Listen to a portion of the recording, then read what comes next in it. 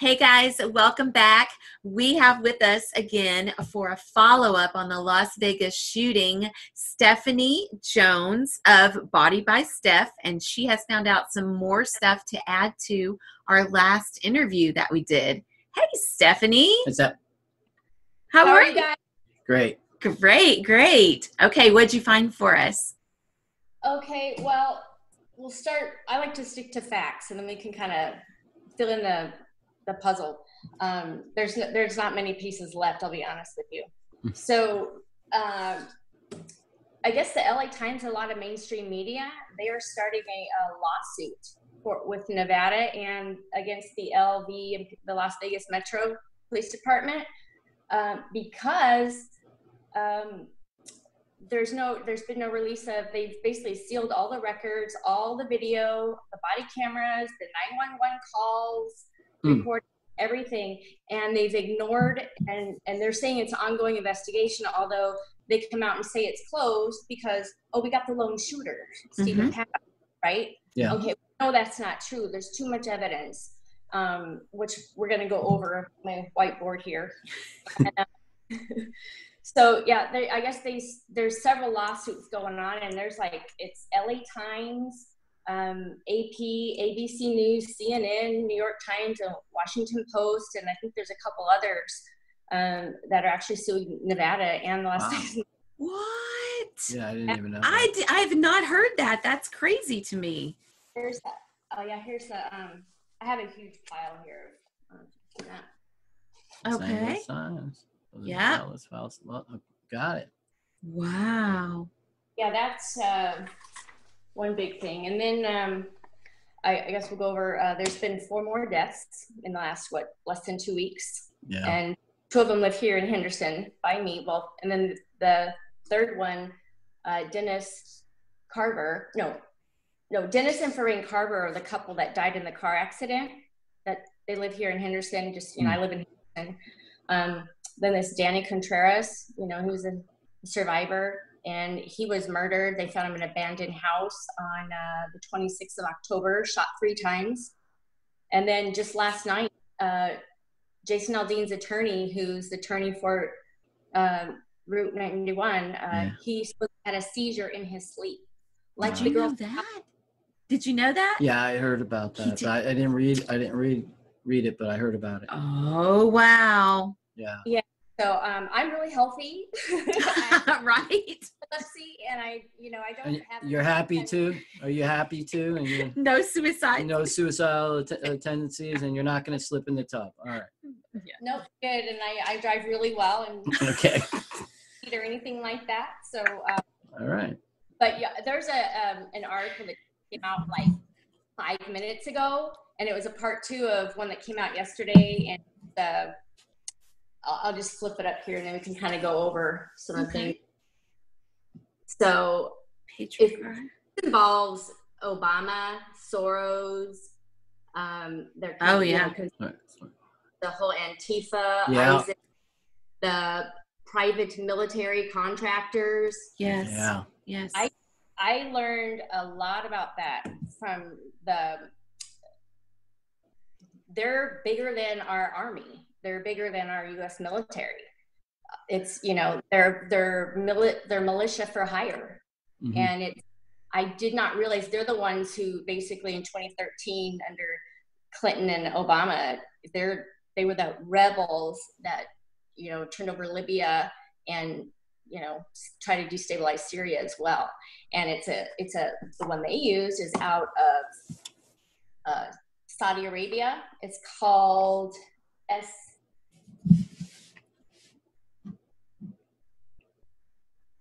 ETS, Risk Management. They call themselves security company, and that they have no loyalty to any country. Their only loyalty is to their contract. And so I'll get started with some of this. We'll go through the timeline. Are you saying that they're associated with Antifa? Yes. Because ISIS came out of these. We trained them. We trained, private military companies for these, countries to overthrow them and destabilize them, and and in the name of democracy or whatever, so. And gave them the weapons. Right. Yes. Yeah. And the weapons. Yeah. And so, I've heard, and there's articles that, Antifa is being trained by ISIS. I don't know if you've heard that. They're actively being trained for. They dress like them. Yeah, and it's that's all. We could do a whole segment on just that. But I do want to warn people, which is kind of funny. All my articles I keep putting up on Facebook's fact checker keeps taking them down. Oh, really? Wow. What? So I finally contacted them, and like, what's wrong? And you guys, and there's evidence that on Twitter, we've got screenshots and everything that they're saying, we're going to behead white parents and small business owners and all kinds of stuff. And so, I keep reposting it, and I say, well, you guys gonna be liable if something happens if you keep trying to take down the warnings, and you're being prejudiced against conservatives who are trying to warn people about danger. So that's a side note, but I just even Fox News had an article today on the front page about Antifa and this weekend and them raising hell, and that their mission is to get Trump and Pence out of office. Right. And that's what all this is about, and what people don't really realize. They think, oh, Antifa, they're just little snowflakes and stuff, but they're who's funding them? And that's follow the money. It's Soros. He's just transferred $18 billion to his foundation. Right. Yeah, there's no doubt about it. I mean, if you look at their movements on TV and the way that they act, they're very trained. They're trained. They're militant trained, and you can tell. Yes, they are. So it's a little scary. So people should. And then on top of it, you've got the Department of Defense with this grid, and now they're watering it down. They actually changed their website to say it's a quarterly drill, and that's not what they said before. And that was another article I put it back up, that Zero Hedge had quoted the U.S. Army, the Mars department that's ahead of doing this. And when their fact checker maybe took that down too. Who is their fact checker? Snopes? Exactly. And they're liberal couple that got divorced from Canada. Reliable. I mean, right. And they're paid off. Their fact checkers are very. They've fact checked a few of our articles too, and I refact them and kind of chewed them up a little bit. So good. And that's just a hit on our First Amendment, which really upsets me. Yeah. But all right, let's get into this little. I have to give credit to this Shepard Embellis. He's the owner of Intellihub.com, and he's done so much investigative work, and he's the one that got the that's great. Like the radar video of the planes landing, and he found all kinds of anomalies, like 9/11. And one of the anomalies was there's a southwest. See my little pencil here? I don't know if you can see that. Yes, her pointer. My pencil. My pointer. I'll get better at this. No, you're fine. So there's a Southwest plane that was supposed to leave, I think, to Tennessee or something. And it was supposed to land in Vegas at 3 p.m. and it was delayed and didn't land until 10:22 p.m. Oh. Okay, so we'll get back to that.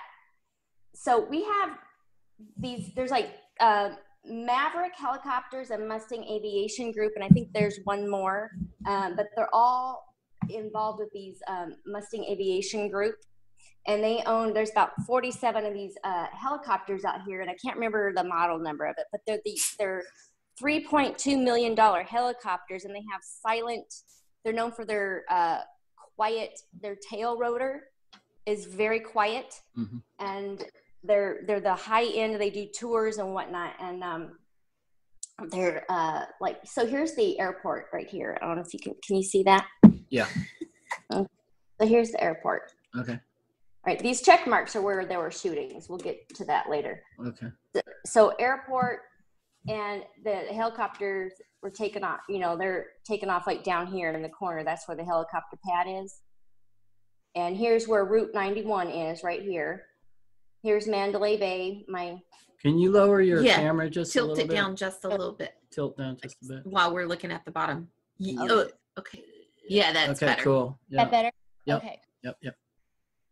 You would crack up if you saw how I'm sitting right now. Okay, good. So there's Mandalay Bay, Delano. Here's the Luxor, Excalibur, New York, MGM Grand. There's a Tropicana. Here's Hooters, and here's the Las Vegas airport. And this is where these helicopters took off. So there's 3 helicopters, and this is quite interesting. 3 helicopters, and these are the numbers over here. Yeah. Wow. Okay. So they took off at 9:41 p.m. and they flew over here to the Mandalay Bay behind there. Now, this is all in an article on IntelliHub by Shepard and Bellis. And they hovered back here for about 15 minutes until 9:50. And then they went dark. Like, turns off their transponders. They just, like, disappeared. They went off the radar? Okay. Yes. Okay. Interesting. And then we know the shooting occurred, obviously, at, like, 10:05, 10:08. And one thing Shepard learned, he did the trajectory, and he's got a new article. He did, like, all the math and everything. There was actually, they caught it on camera. There was one muzzle shot out of room 134 on floor 32. Not Stephen Paddock's room, the room next to it. Yeah. Right. Okay. So the other thing that we know, this Southwest airline used the helicopter's number. And the helicopter's number was actually N227WN, but it was showing up on radar as WN, the Southwest number 4119. And it landed at 10:22 and hovered over here at the Delano for about a minute after the shooting was over. So those are facts. We know that. Why? That's, theory. So then we get into where there were shootings at after this occurred. So we had shootings at Hooters. We had shooting, obviously, Route 91. There's also evidence from the airport audio, the what do you call those people that work in there? The aircraft controllers. Right. Mm-hmm. So there's a video out there too of the air traffic controllers saying there's shooters on the runway. Yeah. So we got shooters in here. We got shooters in here. We know shooters were in here. We know there's people that came in Bellagio, Caesar's Palace. There's video of all this. Paris, Planet Hollywood, New York. I think even Circus. Can we go back real quick about, I have a question. Yeah. What time did the helicopters go dark again? They went dark at 9:50. And then one more showed up, the Southwest airline, which was actually a helicopter, not a plane, and it shows it on the video when it looks like an airplane, but it's flying like a helicopter because airplanes can't stop and hover and change direction. Yeah. Right. And it goes over here to the Delano right on the corner there. Do we know what time that was? That was at 10:22. And what time was the shooting? 10:05, and it finished at 10:15. Okay, so okay, very interesting. So the helicopters go dark at 9:50. Then we've got the shooting, and then the other helicopter comes over under a Southwest number. Okay, and hovers over there afterwards. Okay, is that right? Correct. And so we don't know what happened to the other 3 at this point, but this is obviously, we're going to speculate here. Right. So we think, because we know there's a bunch of shooters, we also know that there was 5 windows out on the Mandalay Bay on this side. There were 6 windows out on this side, the west side, and there's the 2 out where supposedly Stephen Paddock shot him out, right? Yes. So up to now, all we've said were facts. That's it. Correct. Okay. And we know there's shootings where my check marks are here, here, here, here, Hooters, Tropicana, MGM, New York, Bellagio, Planet Hollywood, Paris. I think Bally's, I can't remember for sure. I don't know if you can see my little, yeah. This is the strip. We can go up to Caesars. Now, we know that there were shootings in all of those check marks because there were eyewitnesses or videos. And videos. And video, okay. Videos. Okay, so now let's backtrack to, I'm gonna turn it back around here. So let's backtrack to August 14th. 2 things happened on August 14th. That's when George Soros bet the $42 million puts on MGM Grant. Right. Okay. The other thing that happened on August 14th, and I just put this together myself today when I was drawing all this, you know, is Nellis Air Force Base had looks like a 2-week-long, it's called a Red Flag War Games combat training. Okay. And the Royal Saudi 10th Squadron Air Force participated. In fact, they stayed for a whole month at the SLS, which did not get hit. No shootings there. And that used to be the Sahara. I don't know if that's connected or not. I think that's interesting. Yeah. So they were at the S, and this is an article. I saw it in an article, and it linked it to casino.org. And so I found it on casino.org, and sure enough, they announced it that the Saudi Air Force was there all month long doing these combat training in Las Vegas. Huh. And they supposedly, they took up the whole West Wing. There's like over 300 rooms that were there, and there was a lot of them. So we don't know when they left. We don't know if some stayed, but we do know that ETS Risk Management, which is a private military company, is Saudi based. And they also are based in Bethesda, Maryland. And so is Lockheed Martin. Wow. Here's another fact that I just found out too. So this Shepard Embellis, when he was out here, he was talking to a cab driver, and the cab driver told him that he knew for a fact there were 30 FBI agents that were staying right here in the Blue Green Club 36 that weekend. I'll show you where that is. 30 FBI agents. 30 of them. That weekend. Okay. Yep. Okay. So I don't know if you can see it. So this is, see this little X right here? Yeah. Can you see that? That's where 30 FBI, that's it's a little resort, and it's like across the street from Hooters, kind of behind MGM Grand. Yes. So you got 30 FBI here, and up the strip, you've got SLS, you've got, we're thinking maybe leftover Saudi Air Force, that's probably the ETS Risk Management. Now that's speculation, I don't know for sure. We know they were there for an entire month.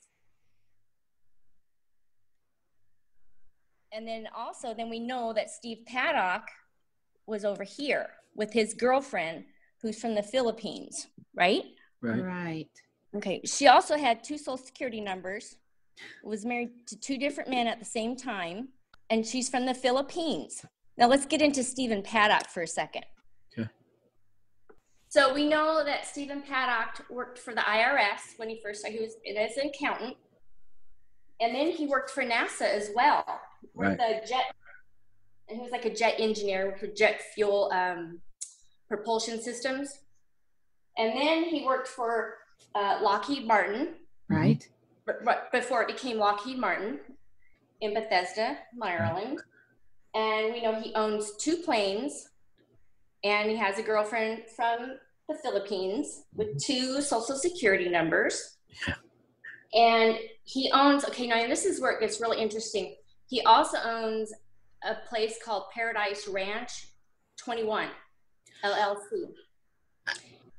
And his ex-wife manages Paradise Ranch number 22 here in Nevada. So a lot of people don't know that the strip is actually called Paradise. It's its own city. It's in Clark County, and that's why they call it Paradise. Now there's also, and this is really interesting, there's a Paradise Ranch in the Philippines. Oh, wow. Next to an old U.S. Air Force base where it's known in, I think it's called Angel City or something close to that, Angels, something other, and it's known for child trafficking. And wow. What is the Paradise? What is the one that Steve Paddock owns? What does that Paradise Ranch do? That's really interesting. They work with like autistic children. Oh no. Jeez. And they've got, these PhD people, and it's really fishy. And if you go on their website, I've printed out. So this all could lead to child trafficking, or have some kind of even wow. Paddock. Well, he's CIA. He's obviously a spy. And so here's another interesting fact. We have somehow it always leads to this. I know it always does. Did you guys know this? This anywhere else that the CIA breaks all ties with UK after MI6 shock reveals proves that Las Vegas shooter was a spy. Wow. No, I didn't see that. Where was this article? October 25th. October 25th by a gal named Lisa Phillips. Wow. And her investigation into this whole child trafficking is extremely thorough. And that website is called opdeepstate.com. Okay. And it's wow. So on our last interview, we asked you if you were going to stay on top of this, and you have, for sure. Great job. Great job. I know, she's so good. So, I'm looking at this board, and then, how you cover this up. You've got 30 FBI agents in town. You've got Jim Moran, who's the CEO of MGM Grand. He's also on the DHS. And his wife works for the Review Journal, who is owned by Sheldon Adelson, who owns the Sands. Oh, wow. Yeah. Which is, I think it's the Venetian.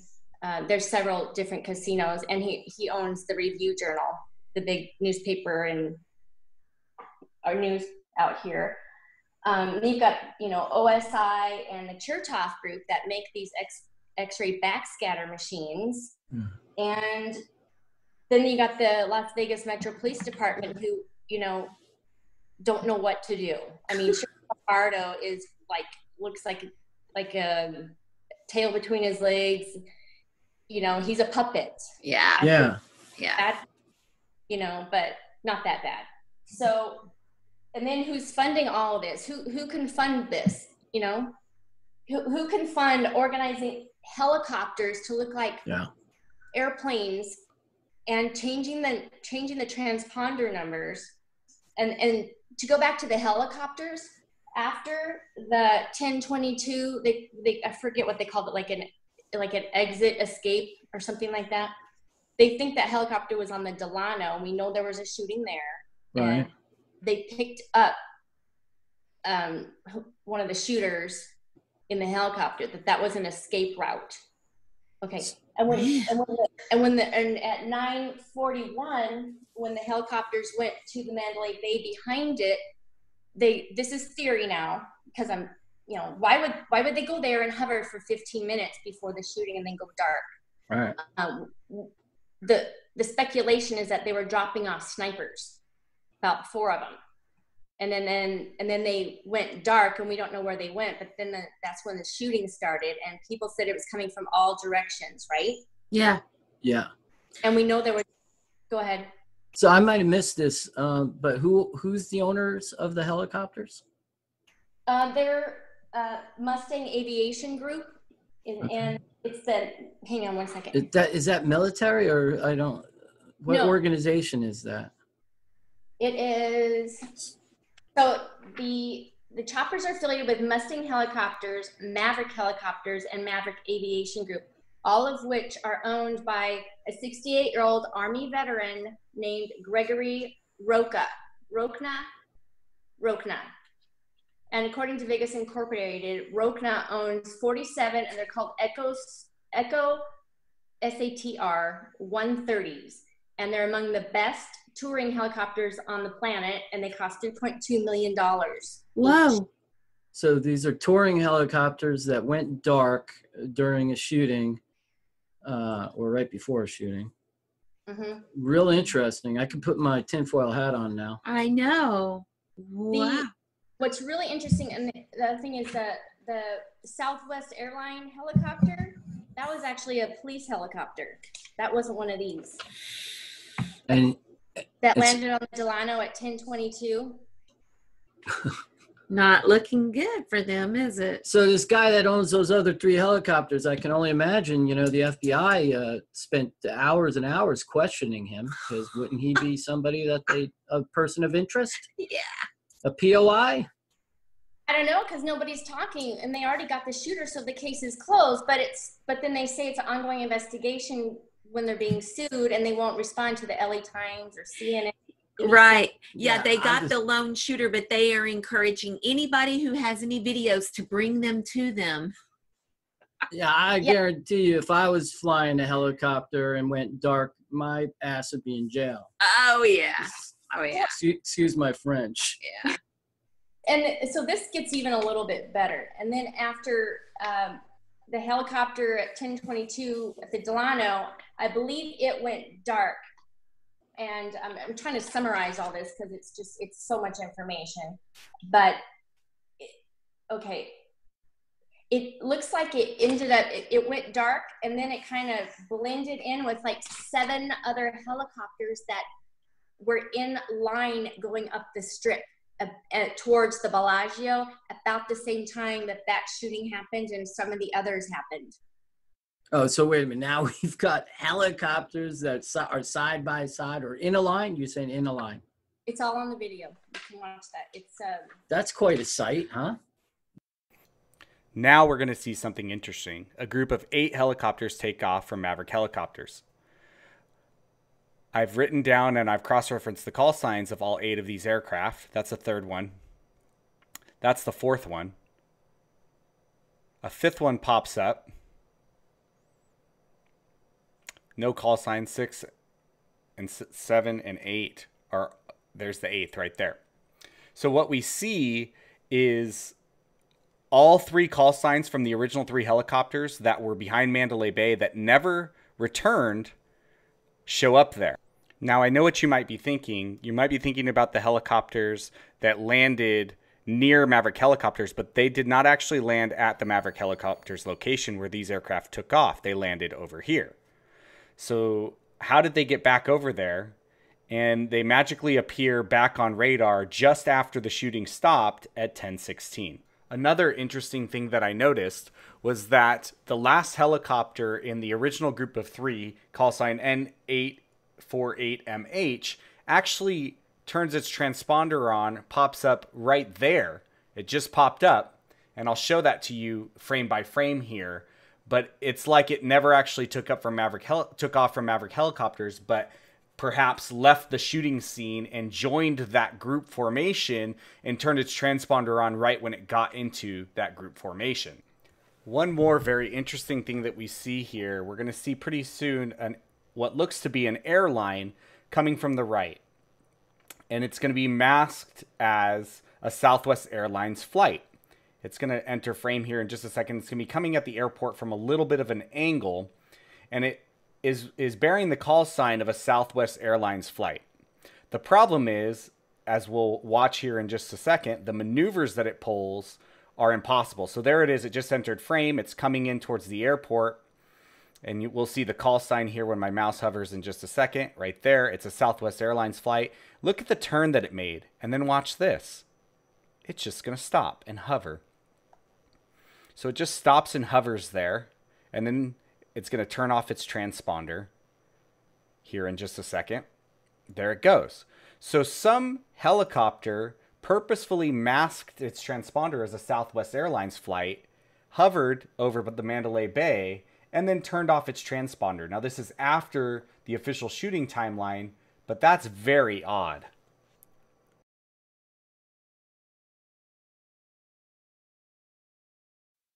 Wow.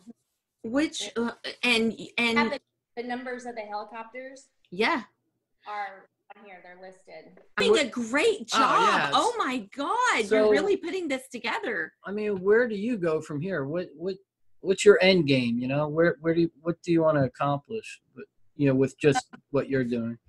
You know, I just had to know, and there's somebody on Twitter I follow, and I love him. His name is Imperator Rex, and he really understands President Trump, where all these people are saying he's an idiot, he's so this and he's so that. I have read, well, not the full thing, but I need to finish it. But I've read a lot of.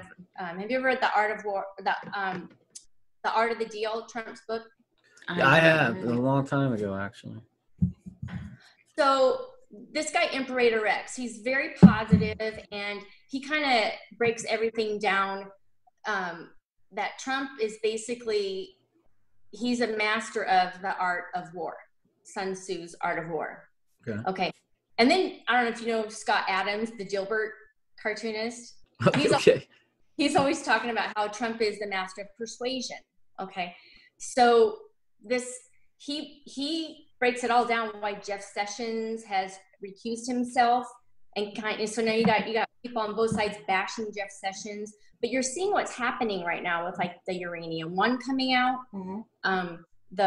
The FBI witness that was working with the FBI, he's now been ungagged, and yeah, he's going to be able to talk to Congress. I'm not quite sure when, but you know, Trump just left the country today, and one of the places he's going to is the Philippines. Right.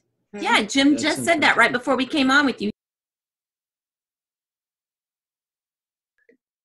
I just feel resolved, and basically this guy on Twitter, he explains saying that, you know, Trump has had 30 years to prepare for this presidency, and he was, you know, a businessman. He knew how to get things done. He wasn't, you know, the most righteous person, you know, but he has had 30 years to prepare, and he has dirt on everyone. He knows all their sins. Right. So he knew about this whole uranium one deal. Yeah. And he knew about Comey. He knew about Mueller. He's known about all of them, and Clinton and on down the line. So he knows what's going on. And you know, one of the speculations he says is that, you know, now that Trump, as soon as Trump leaves the country, you know, he thinks there will be some arrests made. There'll be some indictments made. And I hope so. I hope that's right. That puts us in a kind of a precarious situation, I think, all of us, especially because of the deep state and who controls the finances in this country and actually around the world with the central bankers. They can implode our economy at any point, you know. So it'll be interesting to see what happens. Trump against the world. Yeah, you know, and then it kind of is Trump against the world. Know, kind of, but we had, you know, there's a lot of supporters. It's not that we support him; we support the movement. You know? Right. Like this just came out, you know, today, and like Obama. You know, you've heard the rumors about Obama working with Soros and trying to this army. Well, they did, and they're funding it. I mean, it just goes into, you know, they list it, and they think that Russia's involved in it too. Mm. I was going to say, you know, you can't ever be too prepared. I mean, just think about the people. People say that it's never going to happen here and all that kind of stuff. But just think about the people in Puerto Rico. Some of them haven't had electricity now for, 2 months? It's been 6 weeks now, at least. Think about what would happen to a place like New York City that didn't have electricity. Las Vegas. Or Las Vegas, a city. Right. With the lights, you know.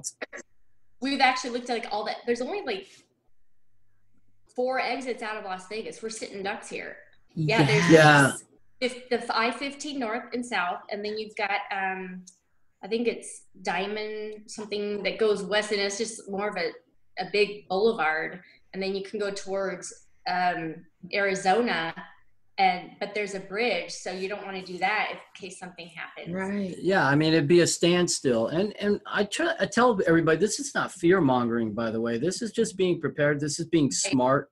You know, that's all it is. Yeah, I don't like to live in fear. I'm not gonna. No, we don't. No, we don't. But we are prepared, just like you. All of the things that you said are exactly the same things that we do, you know. So I guess that's really all I have. That was enough. Go ahead. One more thing. Uh-huh. So the coroner's office. Let's talk about the coroner's office. Yeah. It was quarantined. Got video of that. Right. So why would you quarantine the one body that we know, right? Right. And not only that, they used an appointed coroner instead of the elected coroner that was the regular coroner. And there's video of I think his name is Mike Tokes, this week or so ago. He went down there and, you know, they wouldn't let him in, and she was acting all like hush, hush, like, she's like, I don't know, I can't talk to you, I can't talk to you. So, you know, that's a fact. I saw that. My theory is, you know, like after 9/11, they got rid of all the Saudis, you know, they ushered them out. So I think some of this private military group got killed. I think some of them, and they might be there. So that might be why it's quarantined and got a special coroner. That's my theory, but we do know it was quarantined, and that's pretty odd, you know. So I want to get your feeling of, what do you think this whole exercise was all about? What do you think the objective was? I think it was like a 9/11, taking it to the next level, trying to, I think it's part of the takeover. They want to get rid of Trump, Pence, you know, the November 4th. There was a guy that called in, and when Shepard and Bella was being interviewed on by Alex Jones, and this guy was ex-Army intelligence, and he's where I heard a lot of this stuff from, and I started digging, you know, in this direction, and that's where I found all, you know, this stuff. And he was absolutely right. I had no idea about these private military companies. And it's so funny that I like the show Bosch, and now I'm hearing it everywhere. They're talking about, they call them PMCs. It's like I never really noticed that. They're everywhere, and they're armies for hire, and these are like mercenaries. I mean, this is yes. Yeah. Okay. They'll be your bodyguards if you pay them to, or they'll start a war if you want them to. That's what they do, and they're not any country. They're only loyal to their contract who's paying them. So I want everybody here in the United States, welcome to what's been going on around the world for quite a long time now. Now it's happening here on our soil. And that's what this was. It was, I guess you can call it a terrorist attack, but I think it's a hired terrorist attack. Yeah. And you think Soros hired them? I think Soros and Obama, and there's a couple other names that are billionaires that are wanting to overthrow our elected president. They thought Hillary was going to win. Right. And they had, you know, selling off the uranium to Russia. They were just going to sell us off piece by piece, you know, getting rich along the way. And meanwhile, we're losing more and more and more of our rights in the name of safety. So I think this was kind of a, you know, when you're losing something, they get desperate. I think it was a desperate act. And this guy, the caller, his name was Zach from Army Intelligence. He said that he expected between November 1st and the 5th for to be more of these attacks, you know, and the day after he said that there was the New York City attack by the Home Depot driver that mowed down. Right. You know, and then there was another shooting in Walmart. Was it yesterday or day before? someone died in Walmart. No, 3 people died at Walmart in Colorado. I didn't even hear about that one. No, and then I was talking to our SRA, Satanic Ritual Abuse survivor, Cheryl. I watched. Yeah, I was actually emailing back and forth with her, and there's a bunch of numerology stuff going on as well. And I was going to do a video. I just haven't had time to do it yet. So it'll be interesting to see what happens this weekend, if anything, you know. We will be prepared just in case. I mean, so what if you're prepared and nothing happens? What have you lost? Nothing. But I hope nothing happens. I just, you know. Oh yeah, absolutely. So do we. But, you know. But yeah, we'll have to stay alert though, right? Absolutely. Right. Oh, I know. I was gonna advise. There's an app people should really turn on. I would say tonight. There's a free app that's a radio scanner, and you can pick your area, so you can kind of get a heads up. And it's called 5-0 Radio Pro or Radio Pro. Yeah, it's just not focusing yet. 5-0 Radio. Okay. I'll put it in the links. I'm going to download that tonight. Then I'll look that up. Because the night of the shooting, that was helpful. A lot of people were listening to the radio scanner, and one of the guys said that you can download them on the app. So I did that, and gosh, I was listening to it yesterday, and there was a stabbing at the wind, and now I'm learning all these codes and stuff, and yeah, it's fascinating. Excellent information today, by the way. Thank you so much. I just love your spirit and your aim, what you're doing. Thank you. Thanks. I mean, it's people like you though that keep us going. Absolutely. So we really appreciate what you're doing as well.